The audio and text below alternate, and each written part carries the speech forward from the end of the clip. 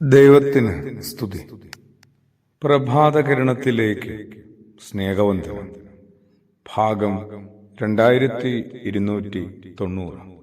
ഇന്ന് ഏപ്രിൽ മാസം 8-ാം തീയതി, 98-ാമത്തെ ദിവസത്തിലെത്തി.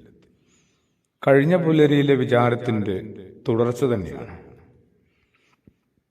അങ്ങനെ ആർക്കെങ്കിലുമൊക്കെ സ്നേഹിക്കാൻ പറ്റുമോ?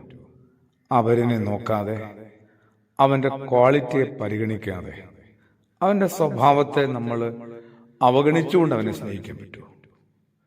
അങ്ങനെയൊക്കെയാണ് യേശു സ്നേഹിച്ചതെന്ന് പറയുമ്പോഴും ബോധ്യപ്പെടുമ്പോഴും എന്തുകൊണ്ടാണ് നമുക്കത് ഉൾക്കൊള്ളാൻ സാധിക്കാതെ പോകുന്നത്?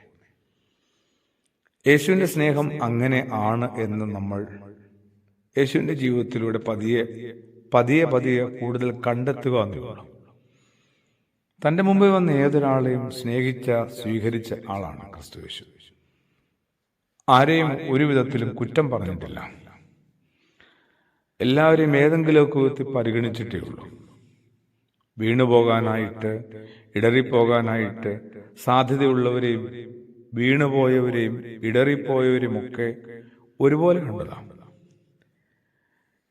ദൈവത്തിന്റെ സ്നേഹത്തെക്കുറിച്ച് വിശുദ്ധനായ മത്തായി ശ്ലീഹ എഴുതുന്നുണ്ട്. നമ്മളത് എന്തുമാത്രം കാര്യമായിട്ട് വായിച്ചിട്ടുണ്ടെന്ന തരത്തിൽ ഗിരിപ്രഭാഷണത്തിനകത്തുണ്ട്.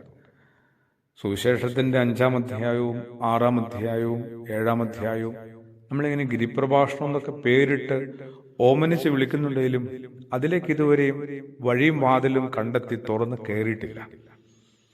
ദൈവത്തിന്റെ സ്നേഹം ഇങ്ങനെ ദുഷ്ടന്റെ മീതെയും നല്ലവന്റെ മീതെയും നീതിമാന്റെ മീതെയും പാപിയുടെ മീതെയും ഒക്കെ മഴയും മഞ്ഞും വെയിലും നിലാവും വരുന്ന പോലെയാണ്. എല്ലാം ഒരുപോലെയാണ്. അതിനൊത്തിരി പക്ഷപാതമില്ല. എല്ലാവരെയും ഒരുപോലെ പരിഗണിക്കാനായിട്ട് സാധിക്കുന്നു. അങ്ങനെ സാധിക്കണം. അത്തരമൊരു മാനസികമായ വളർച്ചയിലേക്കും പക്വതയിലേക്കും ശ്രേഷ്ഠതയിലേക്കും നമ്മൾ ഓരോരുത്തരും എത്തണമെന്നും ക്രിസ്തു യേശു നന്നായി ആഗ്രഹിച്ചിട്ടുണ്ട്. ആലോചിച്ച് നോക്കിയ ദൈവത്തിന്റെ കരുതലും സ്നേഹവുമൊക്കെ ഭൂമിയിലേക്ക് വരുന്നത് ഏതാണ്ട് ഒരുപോലെയാണ്. പിന്നെ പലർക്കും അത് അവനവന് പ്രതികൂലമാണ്, ഒട്ടും അനുകൂലമല്ല എന്നൊക്കെ തോന്നുന്നത് ഏത് സന്ദർഭത്തിലാണ്?